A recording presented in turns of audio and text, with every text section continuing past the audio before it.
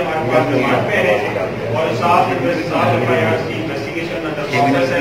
जो चीजें इसमें और डिस्क्लोज होती जाएंगी, निकलती जाएंगी, वो आहिस्ता आहिस्ता हम स्टेप बाय स्टेप जो है वो हम मीडिया को देते रहेंगे। तो ये मेरी तरफ से इसका खुलासा है। अगर आपके कोई क्वेश्चन है तो प्लीज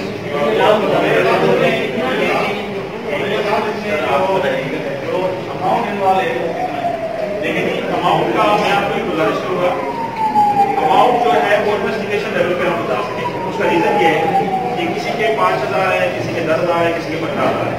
ये पैसे इंडिविजुअल लेवल पे रिसेप्शन से मुख्तलिफ अकाउंट में जाते हैं। तो ये पेमेंट क्या करते हैं, ले रही करते हैं। एक अकाउंट वाला दूसरे अकाउंट में भेजता है, क्योंकि आजकल जो हमारी सारी इकॉनमी वो डिजिटलाइज है। तो एग्जैक्ट फिगर जो है